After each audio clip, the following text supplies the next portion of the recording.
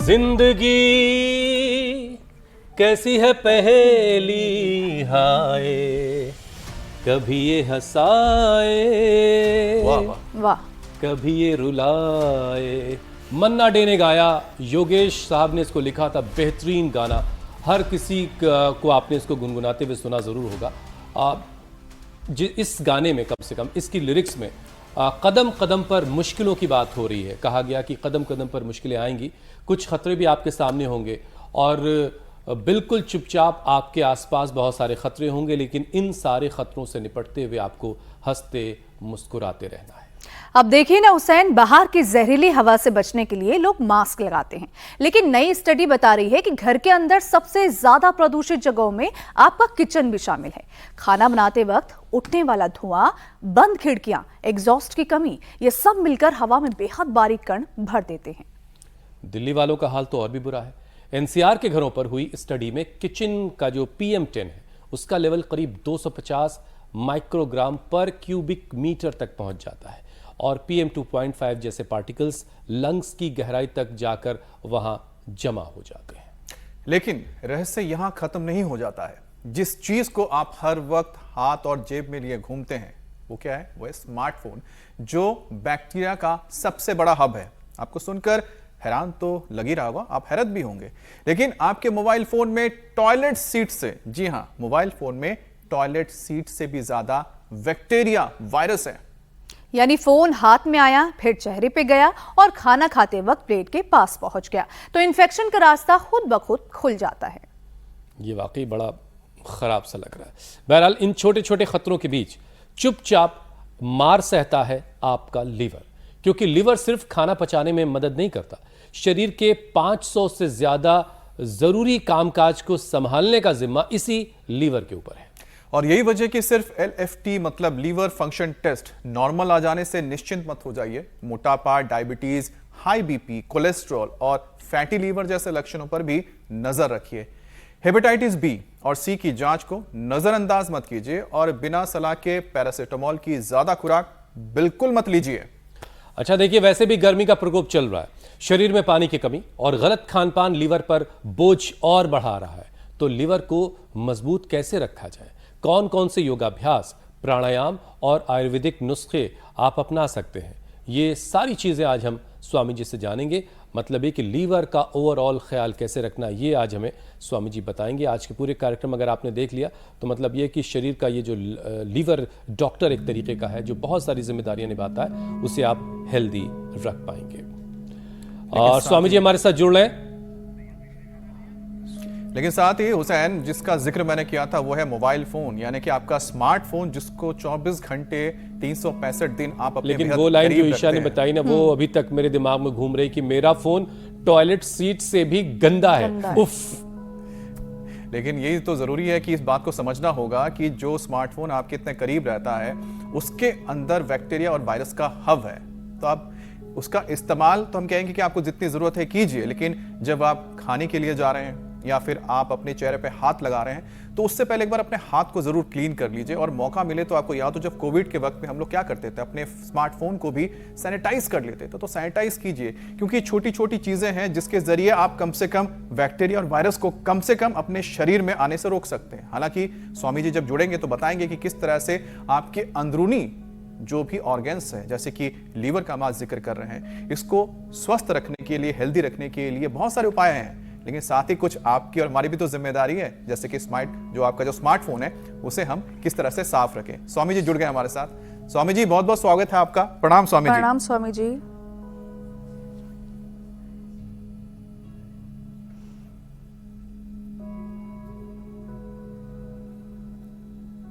स्वामी जी की आवाज़ हम तक नहीं पहुंच रही है। जब तक आवाज़ आए तब तक हम अपनी आवाज़ से आपको बताते रहते हैं। उनकी आवाज़ हालांकि बड़ी ज़रूरी है, लेकिन ये वाली लाइन जो ईशा ने बताई वो मेरे जहन में बहुत घूम रही है। इस प्रोग्राम के बाद सबसे पहले काम मैं वो करने वाला हूँ जो अभी अमित ने बताया कि अपने फ़ोन को ले आके उसे साफ सुथरा करना है, ताकि कम से कम ये दिमाग से बात निकल पाए। स्वामी जी प्रणाम। आवाज़ आपकी करो भाई, आवाज़ जी, आवाज़ आपकी हम तक पहुँच चुकी है। स्वामी जी आज ईशा ने एक बात बता के बहुत मन अजीब सा कर दिया। ठीक से आई जी बिल्कुल, बहुत अच्छी आवाज़ आ रही है। प्रणाम स्वामी जी, फिर से आपका स्वागत है। स्वामी जी। आज ईशा ने बताया स्वामी जी कि मेरा फोन मेरे टॉयलेट सीट से भी गंदा है। अब ये सोच सोच के मुझसे तो आज थोड़ी हुसैन सी मेरा ही नहीं आपका भी, मतलब हम सबका।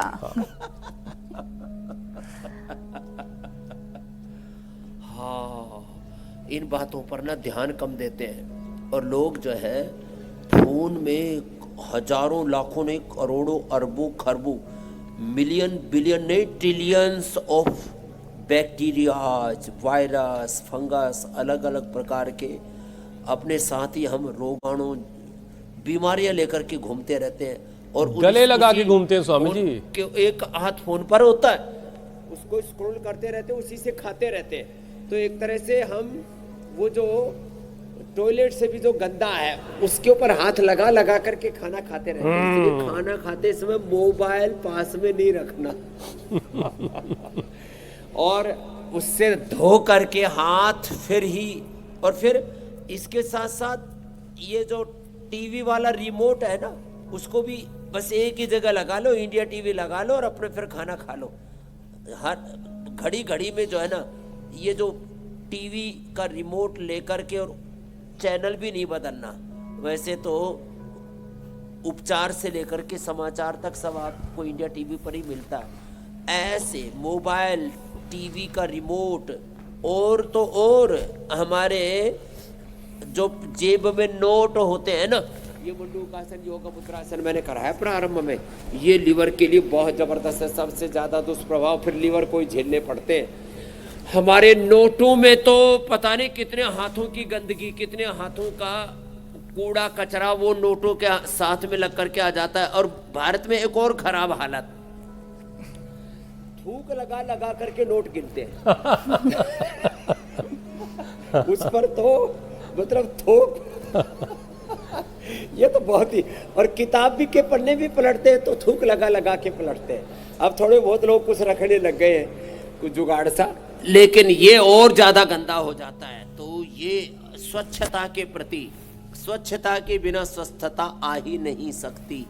तो ये नोटों से फिर अलग अलग प्रकार की फाइल, और भाई देखो पर्दों पर और अपने डाइनिंग टेबल पर, ड्राइंग रूम में, डाइनिंग रूम में, बेडरूम में, टॉयलेट पर, रसोई में। अरे साहब कितनों किसी किसी के घर में तो साहब गंदगी की इतनी भरमार होती है, उनके फर्श भी साफ नहीं होती ठीक से। और किसी किसी के घर में पता नहीं दहेज में मिला था या कोई दान में दे के चला गया, किसी का चोरी करके लाए हैं। वो नीचे क्या बिछाते, मैट। वो मैट और कालीन इतने गंदे होते हैं, उनमें करोड़ों प्रकार के बैक्टीरिया वायरस फंगस पड़े रहते हैं। शायद 2-2, 5-5, 10-10 साल बीत जाते हैं, कभी धोते ही नहीं उनको। ये भारत के वातावरण के हिसाब से तो यहाँ तो कालीन यूज ही नहीं करनी चाहिए। अब एक बार का तो अपना अनुभव बताता हूँ, फिर आप अगली बात आगे बढ़ाना। एक बार हमारे भी मूर्ख चेलों ने, जो हमारे शिविरों में यूज होता था, उसमें कभी बरसात हुई, कभी आंधी तूफान आया और वो जो है हमारे नीचे बिछा दिया। ये बात है कोरोना के समय की। और उससे मेरे शरीर के अंदर वो चले गए सांसों के माध्यम से, तो पूरे शरीर में ऐसे फूट फूट के काला कूला और सब निकलने लगा। पूरा शरीर ऐसे हो गया जैसे कि पता नहीं क्या उपद्रव सा हो गया। बताओ, हमने पता नहीं लगने दिया, उपवास आदि करके शुद्धिकरण के ठीक कर लिया। तो उसका असर हमारी स्किन पर आता है, उसका असर हमारे फेफड़ों पर आता है, उसका असर दिमाग पर आता है, उसका असर लिवर किडनी पर आता है। बहुत खतरनाक है मेरे भाई है। इससे तो आपने बचा लिया देश को, अलग अलग प्रकार की अवेयरनेस फैला के। थैंक यू इंडिया टीवी, जोरदार ताली बजाओ इंडिया टीवी के लिए। Thank you Swami ji. Health awareness, hygiene की awareness. Thank you Amit ji, Hussain ji, Jyotsna ji. मतलब ये कि सिर्फ खुद को अच्छा, सुंदर, सबसे बड़ा थैंक यू स्वामी जी आपको, क्योंकि रोजाना आप ही तो हमें इस पथ पर लेके जाते हैं कि किस तरह से इन सब चीजों से दूरी बनानी है और स्वस्थ रहना है। स्वामी जी बिल्कुल ठीक बात है। थैंक यू स्वामी जी। अब पहला विषय आपके सामने रखता हूं। अब देखिए स्वामी जी, लिवर शरीर की सबसे बड़ी प्रयोगशाला माना जाता है। यह खाना पचाने के लिए बाइल बनाता है, शरीर से टॉक्सिन्स को बाहर निकालता है, शुगर और फैट को मैनेज करता है, और इम्यूनिटी से लेकर हार्मोनल बैलेंस तक में ये एक अहम रोल प्ले करता है। लेकिन स्वामी जी, लीवर खराब होने की शुरुआत अक्सर बगैर किसी लक्षण के होती है, कोई सिग्नल नहीं मिल रहा होता। तो स्वामी जी जरा योगाभ्यास की तो आपने शुरुआत कर ही दी है, ये बताइए कि लीवर कमजोर होने के शुरुआती संकेत क्या होते हैं, कैसे माना जाए कि अब मुझे लीवर पे थोड़ा ये ध्यान देना है? बंदूकासन से लेकर के गोमुखासन तक ये लीवर के लिए ही ये मुख्य अभ्यास है।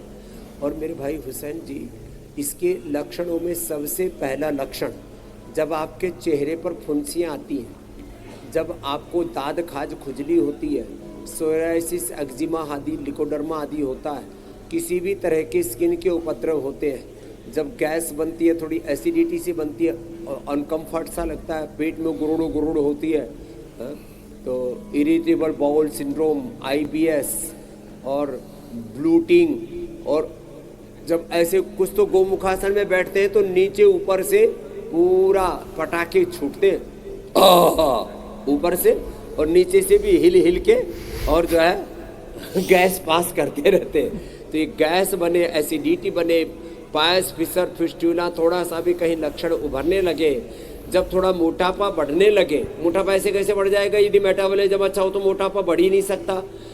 यदि आपका मेटाबॉलिज्म अच्छा होगा तो घी भी पानी की तरह हजम हो जाएगा, और यदि मेटाबॉलिज्म अच्छा नहीं होगा तो पानी भी घी की तरह लगेगा। और एक बात और, हमारे कल एक राजीव भाई जी मेरे से बता रहे, बोले स्वामी जी मैं बहुत माल पानी खा रहा हूँ, इतने तरह के हलवे, इतने तरह के पकवान, इतने तरह के सब कुछ खा रहा हूँ, और रोज़ देखता हूँ 200-250 ग्राम वजन घटा मिलता है। मैंने कहा फिर ये खाया पिया शरीर में लग नहीं रहा, खाना पैखाने में निकल रहा है, तो भी गड़बड़ है। आंतें कमज़ोर होती है तो खाया पिया लगता नहीं, किसी के ज़्यादा लगता है, घना लगता है, किसी किसी के चेहरे पर थोड़ा सा ऐसे, पुरुषों के दाएं बाएं और माथे पर इधर काला कुलूटा सा होने लगता है, माताओं का पूरा चेहरे के ऊपर क्या वो वर्ल्ड का नक्शा सा बन जाता है, पिगमेंटेशन होने लगता है। ये सब लक्षण है। और इतना ही नहीं, जब ये पेट लंबे समय तक गड़बड़ रहता है तो fatty liver, liver cirrhosis, hepatitis, और फिर तो लीवर चेंज करने तक की नौबत आ जाती है। लीवर ट्रांसप्लांट 1 करोड़ रुपए का खर्चा आता है। ये ना करना पड़े इसलिए यहाँ संख प्रक्षालन कराते हैं, कोलोन कराते हैं, बस्ती कराते हैं, मिट्टी पट्टी करवाते हैं। अभी भी यहाँ बच्चे जो है ये पंचकर्मा षटकर्मा के कितने बार हम यहाँ लाइव यहाँ पर डेमोस्ट्रेशन देते हैं। एक बार ये जो हमारे योगाचार्य बेटे और बेटियां हैं कितनी सेवा करते हैं, और इन सेवाओं से लाभान्वित तो होकर के जिन्होंने अपना आरोग्य अच्छा कर लिया है, जूही जी, सूरज जी, विद्या प्रकाश जी, अंजलि जी, रुचि जी, प्रणीता जी, हमारे साथ ही यहाँ पर जमे हुए आज ऊपर मंच के ऊपर। हाँ भाई, योग का लाभ तो बड़ा अप्रतिम होता है। और जो है सविता जी और जितेंद्र, सुशीला, धर्मपाल, यशपाल, दिलीप, विजय, रिंकी, ऐश्वर्य, बड़ी बड़ी बीमारियां, गैस, कब्ज, acidity, hernia, fatty liver, liver cirrhosis, वजन, फ्रोजन शोल्डर, और क्या क्या सब गड़बड़, सारी बीमारियां गोमुखासन खत्म होंगी और देखो और लोग सेहतमंद जिंदगी जिएंगे। रखा है जी मेरे भाई। बस शर्त यह है कि अपनी ज़िंदगी को डिसिप्लिन कर लें, अनुशासन लाएं, और स्वामी जी वाला जो 4 AM क्लब है उसे ज्वाइन ज़रूर करें, और 7:56 पर इंडिया TV लगा लें। स्वामी जी देखिए, आज फैटी लीवर सिर्फ शराब पीने वालों की बीमारी नहीं रह गई। नहीं तो 8 AM जरूर कर ले। 8 PM ज्वाइन मत करना, 8 PM में पीते हैं लोग वो बड़ा खराब कलम है। 8 PM मैंने बाद में पता लगा मुझे दारू का ब्रांड है तो 8 AM योग का ब्रांड है, 8 PM भूख का ब्रांड है। स्वामी जी देखिए, फैटी लीवर आज के वक्त में सिर्फ 8 PM वालों की बीमारी नहीं रह गई है, इंडिया TV ये आजकल 8 AM वालों को भी होने लगी है, क्योंकि वो योगाभ्यास नहीं कर रहे हैं। मोटापा, diabetes, high BP, high cholesterol, बढ़ा हुआ यूरिक एसिड और थायराइड, ये सारी दिक्कतें लीवर पर लगातार दबाव बढ़ा रही हैं, बोझ बढ़ा रही हैं। कई बार फैमिली में लीवर की बीमारी की हिस्ट्री भी होती है, इसका भी खतरा होता है। तो स्वामी जी, ऐसे लोगों को अपनी दिनचर्या, खान पान और योगाभ्यास में किस तरह के बदलाव लाने की जरूरत है? हाँ, ये आपने एकदम ठीक कहा कि लीवर की बीमारी से गैस, कब्ज, एसिडिटी, कोलाइटिस, पायस, फिसर, फिस्टुला, स्किन प्रॉब्लम, फिर आगे मोटापा, BP, sugar, cholesterol, heart problem, autoimmune disease और कैंसर जैसे रोग हो जाते हैं। जेनेटिकली भी लीवर कमजोर होता तो उसको भी ठीक करेंगे।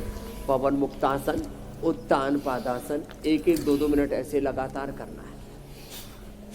और जीरा, धनिया, मेथी, सौंफ, अजवाइन का ये पंचामृत का पानी अब लाखों करोड़ों लोगों ने पीना शुरू कर दिया है। ये 3 से 5 बार तक यूज में आ जाता है। भिगोते हैं, फिर पानी पी लेते, फिर उसको फेंकते नहीं है, दोबारा भिगो दिया छान करके, फिर तीसरी बार, ऐसे 4-5 बार तक, जब तक उसमें जड़ी बूटियों का रस आता रहे, इसको भिगोते रहे और उसका पानी पीते रहे। यही जीरा, धनिया, मेथी, सौंफ, अजवाइन का पानी, पंचामृत। एक तो ये, दूसरा आंवला, एलोवेरा, गिलोय, गोधन अर्क, ये दूसरा पंचामृत है। तीसरा, जिनका हीमोग्लोबिन कम है, लंबे समय तक लीवर कमजोर है, उनको अनार, गाजर, चुकंदर, उसमें थोड़ा सा नींबू, थोड़ा सा आंवला, ये पंचामृत हो गया। अब इसमें थोड़ा मुनक्का, खजूर, अंजीर भी मिला दिया, ये हो गया। जिनके शरीर में खून की कमी, लीवर गड़बड़ होने से खून भी कम हो जाता है। लीवर किडनी की फंक्शन यदि गड़बड़ हो जाए तो खून कम हो जाता है, और उसके लिए यह उपाय बता दिया हमने, हीम जूस। और किसी किसी का प्लेटलेट भी कम हो जाता है तो उसके लिए तो व्हीट ग्रास, एलोवेरा, गिलोय, अनार और एरंड के पत्तों का रस, उसके पपीते के पत्तों का रस। एरंड भी अच्छा होता है लीवर के लिए और पपीता भी। ऐसे तो ये एक चरण बता दिया हमने लीवर के लिए सभी अभ्यास होगा। अब ऐसे मंडूकासन से लेकर के सर्वांगासन, हलासन तक एक एक आसन 1-2 मिनट, और फिर बढ़ता है मोटापा, उसके लिए ये अभ्यास है। अर्धहलासन, पाद वृत्तासन, द्विचक्रिकासन। तो दिनचर्या में सुबह अनार, सेव, बग्गू-गोसा, पपीता, अंकुरित, यही ले।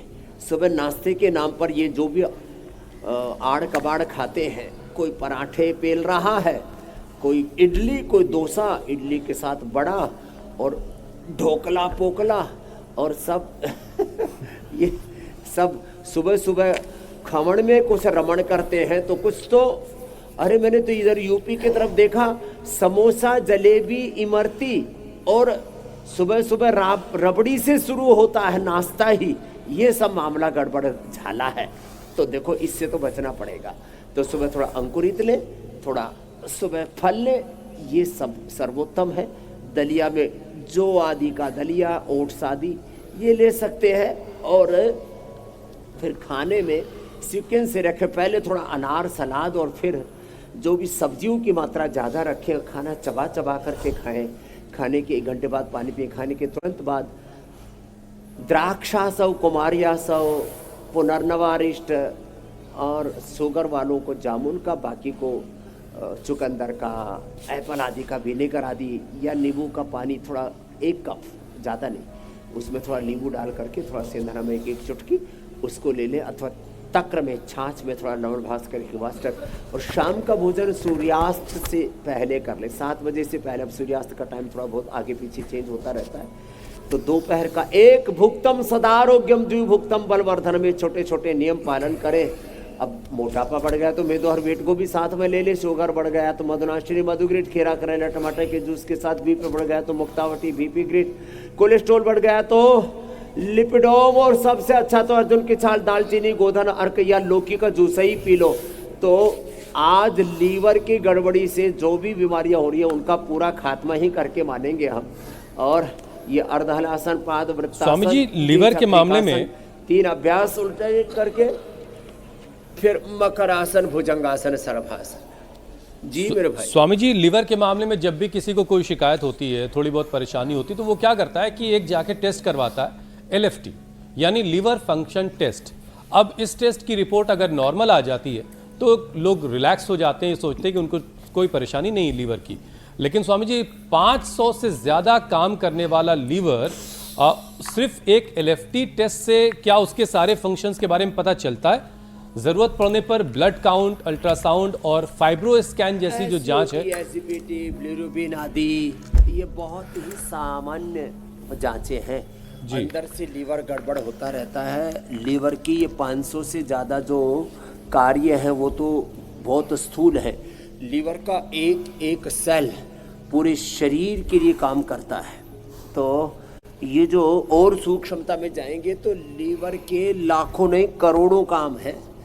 इतना बड़ा जो पूरा शरीर का रासायनिक तंत्र है, शरीर के अंदर निर्जरित होने वाले जो अलग अलग प्रकार के शरीर से निकलने वाले जो सारे केमिकल्स, हार्मोन्स हैं, उनका एक बहुत बड़ा नियंत्रण लीवर से भी होता है। ब्रेन और पिट्यूटरी पीनल ग्लैंड आदि, तो उसमें थायराइड आदि और अलग अलग भी दूसरे ग्लैंड उसमें भूमिका निभाते हैं। लेकिन लीवर वो हमारे पूरे गट हेल्थ को और पूरे के पूरी बॉडी के हेल्थ को, पूरे शरीर को स्वस्थ रखने में बहुत बड़ी भूमिका निभाता है। उसके लिए जो है केवल ये LFT, SGOT, SGPT, बिलिरुबिन आदि इतना ही ये केवल पर्याप्त नहीं है। और फिर इसके नाम पर लोग क्या, देखो हम लोगों को अच्छी अच्छी चीज़ें बताती, भाई भूमि आंवला, पुनर्नवा, मकोई का रस पियो, व्हीट ग्रास पियो, एलोवेरा पियो, सौंफ का पानी पियो, जड़ी बूटियों का रस पियो। लोग कहते कॉफ़ी पियो। अब बोले एक कॉफ़ी जो है अच्छी होती है लीवर को डिटॉक्स करने के लिए, ग्रीन टी अच्छी होती है। अरे भैया सुबह सुबह एक सेव खा लो, सुबह सुबह एक अनार खा लो, ये सबसे बेस्ट होता है। ये सब लोगों ने गलत आदतें पाल रखी हैं। कुछ तो सुबह उठते ही आड़ कबाड़ खाना शुरू कर देते हैं। तो आज के प्रोग्राम के बाद लोग जो है संभलेंगे और अपनी आदतों को सुधारेंगे, नहीं तो ये छोटा छोटा कचरा अंदर ही इकट्ठा होकर के बहुत बड़ा खतरा पैदा कर रहा है। आज उससे पूरे देश को बचाना है मेरे भाई। तो मतलब ये हुआ कि LFT का टेस्ट अगर आपका नॉर्मल आया है तो उसके बाद आप थोड़ा रिलैक्स तो करिए, लेकिन ये कि लीवर का ख्याल रखना आपको बिल्कुल बंद नहीं करना है। लीवर का ख्याल रखिए, लीवर के लिए अभ्यास करते रहिए ताकि लीवर आपका हेल्दी बना रहे। स्वामी जी देखिए, लीवर को नुकसान पहुंचाने वाली बीमारियों की जो लिस्ट है ना वो भी काफ़ी लंबी है। अब फैटी लीवर तो एक आम सी परेशानी है, बहुत सारे लोगों को खबर भी नहीं होती कि उनका लीवर फैटी है, लेकिन वो फैटी लीवर वाले होते हैं। इसके बाद हेपेटाइटिस बी है, हेपेटाइटिस सी है, सिरोसिस है, अब दवाओं से होने वाला लीवर डैमेज और आगे चलकर लीवर कैंसर तक। अब स्वामी जी चिंता की बात यह है कि हेपेटाइटिस बी और सी इनके मरीजों को लंबे वक्त तक इन्फेक्शन का पता नहीं चलता। तो क्या हर किसी को हेपेटाइटिस बी और सी की जांच करवा लेनी चाहिए? साथ ही लीवर की सुरक्षा के लिए और कौन कौन से आसन स्वामी जी उपयोगी हैं? वैसे हम तो यहाँ सबकी एक बार करवाते हैं, ये तो करवा लेनी चाहिए। SGOT, SGPT, बिलिरुबिन आदि के साथ साथ ये जो हेपेटाइटिस की भी जांच करवा लेनी चाहिए। और ये हम यहाँ करवाते हैं तो कम से कम 100 में से 5 लोगों को ये अलग अलग प्रकार के वायरस लोड बढ़े हुए मिलते हैं और उसका भी इलाज है। ऐसा नहीं कि इलाज नहीं है। हमने लिवोग्रिट और लिवोग्रिट वाइटल यहाँ जो रखी हुई है खाली प्रदर्शनी के लिए नहीं रखी हुई है। इसको जब गोधन, अर्क के या लौकी के जूस के अनुपान के साथ या भूमि आंवला, पुनर्नवा, मकोई के जूस के अनुपान के साथ हम देते हैं। तो हमने तो hepatitis A, hepatitis B, hepatitis C और एक तो हमारे SAI मध्य प्रदेश से पुलिस में सीनियर इंस्पेक्टर हैं, उनको एक साथ A, B, C तीनों प्रकार के जो है शरीर के अंदर ये वायरस लोड मिले तो तीनों के तीनों ठीक हो जाते हैं। और ये सिंपल एक्सरसाइज जिनसे शीर्षासन ना भी हो तो कम से कम कपालभाति तो सभी कर सकते हैं। वैसे तो हम धीरे धीरे सबको करवा दे रहे हैं। अब तो ईसा जी, दीपिका जी, मीनाक्षी, ज्योत्सना सब भी अच्छे से कर लेते हैं। अरे ये हमारा अमित भी बढ़िया करने लग गया है। मुझे तो लगता है हुसैन भाई भी जो है शीर्षासन बढ़िया करते हैं, लेकिन उनका जो कार्य है, दायित्व है, उसमें वो बोलने का ज़्यादा है तो वो भस्त्रिका, कपालभाति, अनुलोम विलोम से ही गुजारा कर लेते हैं। तो ये भी बड़ा अच्छा है शीर्षासन जो कर सके ना। तो धीरे धीरे बच्चों से बड़ों तक को, और अब तो बच्चों की छुट्टियां हैं, मैं तो इंडिया टीवी पर भी सबसे आह्वान करूंगा कि अब बच्चों को भी अपने साथ में बैठाओ, पूरे परिवार के साथ। हाँ, ये एक ऐसा कार्यक्रम है जिसको पूरे परिवार के साथ देखना ही नहीं चाहिए, पूरे परिवार के साथ करना चाहिए और इन बीमारियों से बचना चाहिए। बड़ी खतरनाक बीमारियां हो गई हैं। कहाँ तो फूलों की तरह, जैसे मेरे सामने देखो बढ़िया बढ़िया फूल महक रहे हैं ना, फूलों की तरह महकता हुआ बचपन, यौवन, जीवन, ये सब मुरझा जाता है। ये फैटी लीवर, लिवर से, हेपेटाइटिस से ना लीवर हार्ड हो जाता है। पहले तो लीवर का जो जब चित्र देखते हैं ना तो वो दिखता है ऐसा लालिमापूर्ण, और फिर धीरे धीरे खुरदरा, बहुत बुरा हालात हो जाता है। तो हमें अपने से लीवर को बचाना है। ये जितने भी जंक फूड है, फास्ट फूड है, और ये जितना भी लोग अलग अलग प्रकार से दारू दप्पड़ पीते हैं, ये बहुत ख़राब मामला है। सिंथेटिक दवा, फिर synthetic nutraceuticals, vitamin D, B12 आदि, इन सब का भी बहुत बुरा असर लीवर पर पड़ता है। सबसे ज़्यादा अत्याचार हम आहार के रूप में अपने शरीर पर करते हैं, और विचारों के तौर पर भी नेगेटिव सोचते हैं। विचार के एक क्षण के भी 1 करोड़वें हिस्से में जो विचार पैदा होता है, 1 सेकंड के 1 करोड़वें हिस्से में भी 100 ट्रिलियन से ज़्यादा फिर उसके कोऑर्डिनेशन, कम्युनिकेशन, उसके जो इंडिकेशन है वो अलग अलग सिग्नल ही खराब तरह से हमारे शरीर पर पड़ते हैं, 37 ट्रिलियन सेल्स पर। और एक कण गलत आहार का भी अंदर जाता है तो उससे हमारा लीवर गड्ढमड्ढ हो जाता है। तो और कहीं आहार शादी और में चले विचार गए के स्वामी जी प्रति तो वहां तो सजगता बस के ऊपर मैं बार बार इसलिए संकेत कई करता दिनों का हूं। खाना लोग खा लेने की कोशिश करते हैं कि ये भी खा लो वो भी खा लो, है ना। अब इन सब चीज़ों से बचाइए खुद को, थोड़ा डिसिप्लिन बहुत ज़रूरी है लाइफ में। बिना अनुशासन के देखिए इंसान जो है वो अरे वो जानवरों की जिंदगी भर का कचरा इकट्ठा रहता है। फिर 30% लोगों को फैटी लिवर है मेरे भाई हुसैन जी। जी जी जी स्वामी जी, देखिए दवाओं के मामले में भी ये गलती 100 में लोगों से हो रही है। 99% लोग पाचन अब किसी को ज़रा सा बुखार हो गया, ज़रा सा दर्द हो गया तो डॉक्टर से कंसल्ट तो नहीं होगा, लेकिन खुद ही पैरासीटामोल ले लिया और दर्द की कोई और दवा ले ली। अब ये सारी दवाएं लेते रहते हैं, ये आदत लोगों ने बना ली है। अब इसकी इन दवाओं के ज़रूरत से ज़्यादा इस्तेमाल की वजह से लीवर जो बेचारा परेशान हो जाता है। स्वामी जी, क्या आयुर्वेदिक दवाएं या सप्लीमेंट भी बगैर किसी सलाह के लेने से वो भी हार्मफुल हो सकती हैं? सेल्फ मेडिकेशन से बचने के लिए fatty liver, liver cirrhosis, hepatitis, liver cancer से लेकर के तमाम बीमारियों में एक बड़ी भूमिका दवा भी निभाती है। सिंथेटिक दवाइयाँ हमारी सेल मेमोरी के, हमारी बॉडी के अनुरूप नहीं, हमारा शरीर प्रकृति से बना है। और ये जो विकृति मूलक दवाइयाँ हैं, सिंथेटिक दवाइयाँ, ये हमारे शरीर के अनुकूल नहीं होती हैं। तो लीवर उनको शरीर के अनुकूल बनाने के लिए अपनी पूरी जान लगा देता है, उसको ही हम लीवर को जोखिम में डालते रहते हैं। तो देखो, पैरासीटामोल, क्रोसिन आदि का स्वस्थ विकल्प है गिलोय, उसका स्वस्थ विकल्प है चिरायता, कुटकी। तो हमने ज्वरनाशक क्वाथ, सरकल्प क्वाथ, कायाकल्प क्वाथ ऐसी चीज़ें बना रखी। पुराने से पुराना बुखार भी उससे ठीक हो जाता है। और किसी भी तरह से 3 तरह का बुखार होता है, एक सामान्य रूप से होने वाला बुखार, एक अलग अलग प्रकार के मच्छरों से, बैक्टीरिया, वायरस, फंगस आदि से होने वाला बुखार, और एक धीरे धीरे आंतों में इन्फ्लेमेशन होता है, टाइफाइड आदि से होने वाला बुखार। सभी प्रकार के बुखार का, यदि टाइफाइड वाला बुखार है तो खूब कला मुनक्का अंजीर का काढ़ा ले लो, और सामान्य बुखार है तो चिरायता आदि का काढ़ा पी लो। और उसी से ही तो हमारे यहाँ पर सुदर्शन घनवटी, महासुदर्शन घनवटी आदि बनाते हैं। और फिर ये अलग अलग प्रकार के बैक्टीरिया, वायरस, फंगस से होने वाला जो बुखार है उसके लिए तो फिर हमारे यहाँ पर महासुदर्शन घनवटी, गिलोय घनवटी, फीवोग्रिट हमने इसके लिए बहुत ही ज़बरदस्त औषधि बना दी है। तो इनके जो आयुर्वेदिक सप्लीमेंट ही नहीं, मैं तो कहता हूँ आयुर्वेद की औषधियाँ ज़्यादा प्रभावी है बुखार में, बीपी में, शुगर में, थायराइड में, कोलेस्ट्रॉल में, प्रोस्टेट में, सभी बीमारियों में। हमने तो रिसर्च के साथ ये साबित किया है कि आयुर्वेद ज़्यादा इफेक्टिव है, ज़्यादा उसका लाभ है और बिना किसी साइड इफेक्ट के लाभ है। स्वामी जी, एक चीज़ का जवाब रह गया, पिला करके हमने पुराने से पुराना बुखार ठीक किया कि बगैर डॉक्टर से कंसल्ट किए एलोपैथिक की दवाएं नुकसान अगर करती हैं तो क्या बहुत सारे लोग, स्वामी जी आपकी मोहब्बत में बहुत सारे काढ़े बारो मास पी रहे होते हैं, तो क्या आयुर्वेदिक दवाओं को भी कंसल्टेशन के बाद ही लेना चाहिए और एक तय वक्त में लेकर के छोड़ देना चाहिए? बहुत सारे लोग इस तरह की गलतियां कर रहे हैं। इसमें क्या है, देखो, सामान्य रूप से त्रिफला चूर्ण है, आंवला चूर्ण है, एलोवेरा, गिलोय आदि है, वो भी सीमित मात्रा में, अति सर्वत्र वर्जित।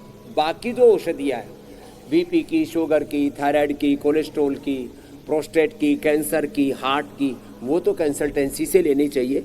सामान्य बोध आयुर्वेद का सबको होना चाहिए, जैसे बेसिक नॉलेज खान पान का, बेसिक नॉलेज अलग अलग विधायिका, कार्यपालिका, न्यायपालिका, खबरपालिका का बेसिक नॉलेज, हेल्थ, ये हेल्थ एंड न्यूट्रिशन एजुकेशन सामान्य रूप से जैसे सबको होना चाहिए, ऐसे सामान्य औषधियाँ को ले सकता है। विशेष औषधियाँ तो वैद्य के परामर्श से आयुर्वेद की और डॉक्टर के परामर्श से अपरिहार्य परिस्थितियों में सिंथेटिक एलोपैथिक मेडिसिन लेनी चाहिए। उसमें वो अपने आप सेल्फ मेडिकेशन बड़ा खतरनाक हो जाता है। लेकिन सेल्फ इंस्पिरेशन, सेल्फ हीलिंग और सेल्फ रियलाइजेशन के लिए योग सब कर सकते हैं। इसमें किसी की सलाह की जरूरत नहीं, इसमें कोई योगाचार्य की जरूरत नहीं। और बड़ा पूजा पाठ करना हो तो पंडित जी को बुलाओ। अब गायत्री मंत्र का पाठ करना, महामृत्युंजय का करना है तो खुद करो ना, हर काम के लिए पंडित जी थोड़ी आएंगे। गायत्री मंत्र के लिए स्वामी जी मुझे बुलाया बड़ी जा सकता नमाज है तो जाकर के मस्जिद में पढ़ो, बाकी अपने घर में पढ़ो। Thank you. अच्छा स्वामी जी, त्रिफला की अभी आपने बात की, तो त्रिफला लेने का सही वक्त क्या है? सुबह के वक्त लेना चाहिए, शाम को वक्त लेना चाहिए, खाली पेट लेना चाहिए, कब लेना चाहिए? वैसे तो शाम को त्रिफला लेना चाहिए, उससे पेट बढ़िया साफ हो जाता है खाने के 1-2 घंटे बाद। लेकिन कई बार क्या होता है, जैसे मनवार में ज़्यादा खाना खिला दिया किसी ने, या थोड़ा लालच में ज़्यादा खाना खा लिया, तो खाने के बाद कभी भी ले सकते हैं। सामान्य रूप से शाम को लेने से ज़्यादा गुणकारी होता है। वैसे सुबह सुबह त्रिफला ले लो ना, मान लीजिए 4-5 बजे आप उठे और तब त्रिफला लिया, उठते ही तेज गर्म पानी से ले लो तो 1 घंटे में पेट ऐसा साफ होता है, शंख प्रक्षालन जैसा हो जाता है, पूरी दिलाए। जैसे बरसात के बाद सब पेड़ पौधे नहाए धोए से सड़कें साफ सुथरी लगती है ना, ऐसे अंदर से पूरी धुलाई। सुबह सुबह खाली पेट लेने से बहुत ज़्यादा असर होता है, रात को लेने से अच्छा असर होता है। लेकिन ओवर ईटिंग, अनहेल्दी ईटिंग हो जाए तो कभी भी त्रिफला लिया जा सकता है। और त्रिफले में किसी वैद्य की जरूरत नहीं। मैंने कहा ना, सामान्य पूजा पाठ के लिए जो है आपको कोई पंडित बुलाने की जरूरत नहीं। सामान्य जो है रूप से आपको अपने धर्म का अनुष्ठान करने के लिए मस्जिद में, मंदिर में, गुरुद्वारे में जाने की जरूरत नहीं। विशेष पूजा पाठ के लिए जाओ। ऐसी विशेष औषधियाँ वैद्य डॉक्टर के परामर्श से लो। सामान्य अपना हेल्थ और हेल्थ एजुकेशन, न्यूट्रिशन एजुकेशन सबको होना चाहिए, और वो अपने घर में ही। स्वामी जी, धुलाई से याद आया कि हम लोग वो आपकी अदालत भी आज तो कुछ खास होने वाली। ओ संडे है आज। जी स्वामी जी, हाँ, रोज तो आज की बात होती है शाम को, और संडे को आपकी अदालत होती है। उसके लिए भी इंडिया टीवी का अभिनंदन है। ओ, पिछले 30 सालों से भी ज़्यादा का समय बीत गया। रजत शर्मा जी ने बहुत बड़ा एक मीडिया में एक यश कमाया है, प्रामाणिकता का। और आपकी अदालत में तो सारे सीक्रेट भी पता लगते हैं, और वो भी पत्रकारिता का एक आदर्श मंत्र, कैसे एक पत्रकार को प्रश्न पूछने चाहिए और दूसरों को जवाब का भी समय देना चाहिए। कुछ तो इतने प्रश्न पूछते हैं, वो जवाब देने का वक्त ही नहीं देते। तो कई बार तो मैं तो कभी तेरे को ही सारे प्रश्न पूछने तो मुझे क्यों बुलाया था। लेकिन आपके अदालत में तो हम भी कई बार आए। धन्यवाद।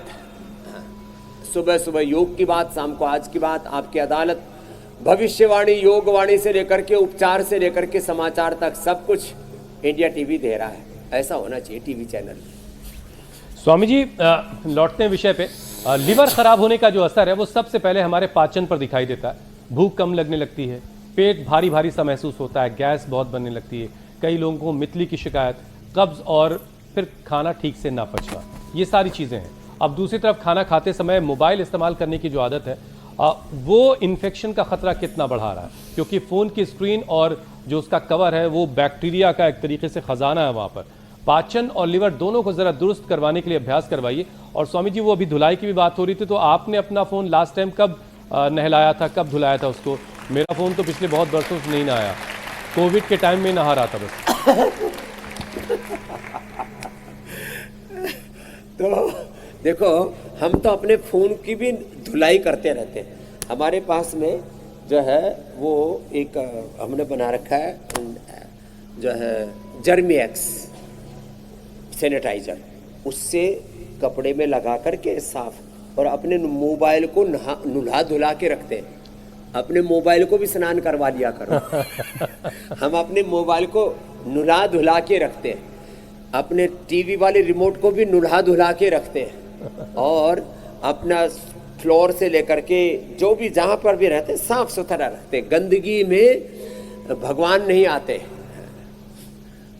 निर्मल मन जन सो मोहि पावा, मोहि कपट छल छिद्र न भावा। भगवान भी उनको ही के हृदय में प्रकट होते हैं जिनके अंतःकरण पवित्र होते हैं। तो अपने घर को भी पवित्र रखें। जो है हमारे मैं तो कई बार गया हूँ देवबंद से लेकर के दुनिया की बड़ी बड़ी मस्जिदों में, वहाँ पर भी लोबान का धुआं करते हैं, साफ सफाई रखते हैं। हाँ, कुछ लोग गंदगी बहुत रखते हैं, मंदिरों में भी, मस्जिदों में भी, घरों में भी। किसी के घर में तो मैंने देखा, अरे आप तो मोबाइल की और उसकी बात कर रहे थे, किसी किसी के घर में चम्मच, थाली, कटोरी बड़ी वो उसमें कारीगरी सी होती है क्या, डिजाइन वाली, और उनमें अंदर गंदगी घुसी मैल भरी रहती है। तो होती है। डिजाइन वाली थाली, डिजाइन वाली कटोरी, कटोरी एकदम प्लेन होनी चाहिए, उसमें भी जो उसमें चक्कर में ना, डिजाइन के चक्कर में नीचे उसके ऐसे नाखून से यूं निकालो ना, उसमें काला कलूटा सा बैक्टीरिया की पूरी कॉलोनी होती है। ये थाली कटोरी चम्मच भी एकदम क्लीन होनी चाहिए। और पहले तो राख नींबू आदि से साफ करते थे, आजकल हमने देखो ये आज इसलिए रख रखा है, ये सौदा बहुत जोरदार है, राख नींबू की चमकार, Patanjali super dish wash bar, ऐसे 80 चीज़ों से साफ सफाई करनी चाहिए, गुनाइल फिनाइल नहीं। तो हर तो ये कोई पतंजलि का प्रचार नहीं हो रहा है, ये सफाई के लिए भी अच्छी चीज़ें प्रयोग में लाओ।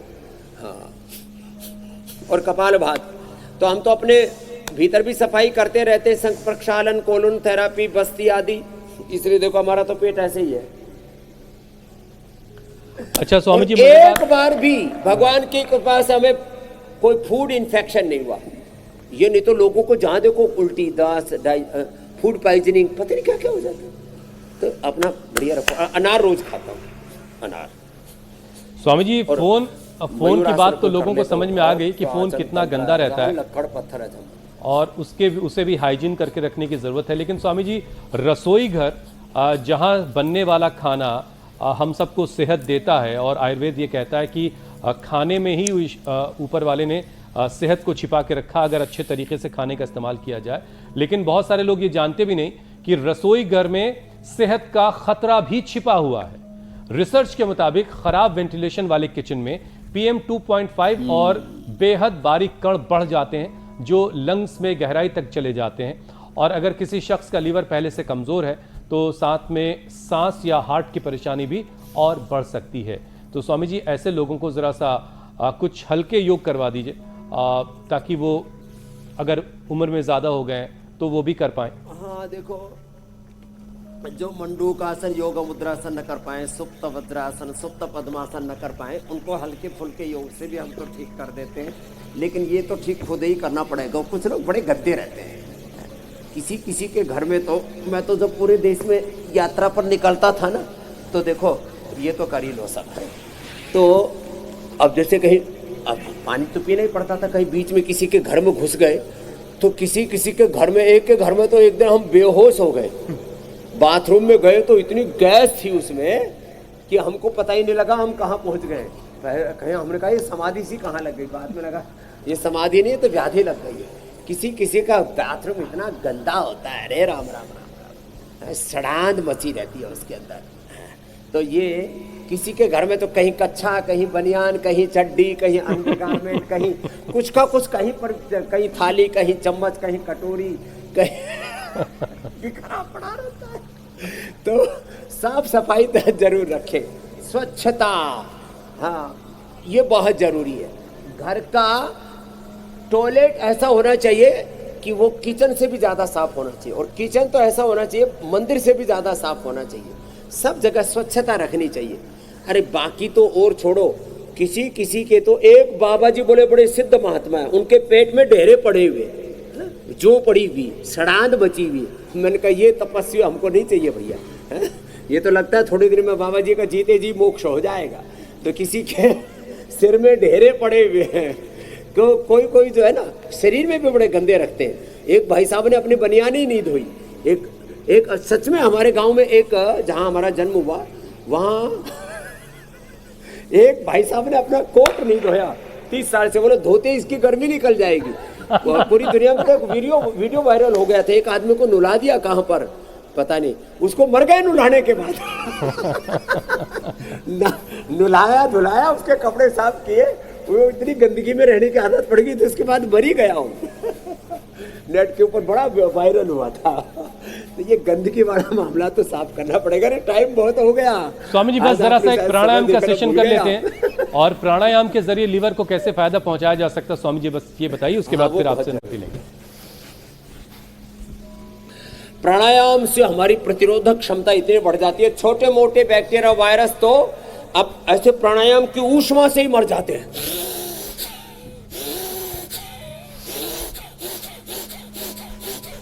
जब आपके शरीर की इम्यूनिटी अच्छी होती है, देखो गाय भैंस तो तालाब का पानी भी पीती है तो भी उसको इन्फेक्शन नहीं होता, तुम तो शुद्ध पानी क्या आरओ वाटर पीते हो, उसमें भी तुम्हें दस्त लगे रहते हैं। क्यों? तुम्हारी इम्यूनिटी खराब है। तो अपनी इम्यूनिटी बढ़ाओ।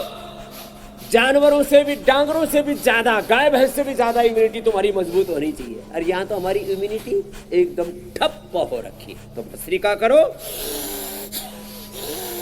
कपालभाति करो, और हो सके तो बाह्य प्राणायाम, अग्निसार, अनुलोम विलोम, तो फिर सुपर इम्यूनिटी होगी। फिर कोई बैक्टीरिया, वायरस, फंगस आप पर असर नहीं करेगा। और कोई भीतर चला भी गया तो बैक्टीरिया, वायरस, फंगस का ही मोक्ष होगा, तुम्हारा मोक्ष नहीं होगा। जैसे कोरोना में हमारे भीतर भी कोरोना गया, लेकिन कोरोना का ही मोक्ष हो गया, रामदेव का कुछ नहीं बिगड़ा। ये है योग का प्रमाण। स्वामी जी, अब आपसे इजाजत लेने का वक्त हो गया है। रोजाना हम बीमारियों का मोक्ष करवाते रहेंगे। कल आपसे मुलाकात फिर होगी। मिनट पर कल फिर मिलेंगे। बहुत बहुत धन्यवाद। प्रणाम स्वामी जी। बहुत बहुत शुक्रिया स्वामी जी।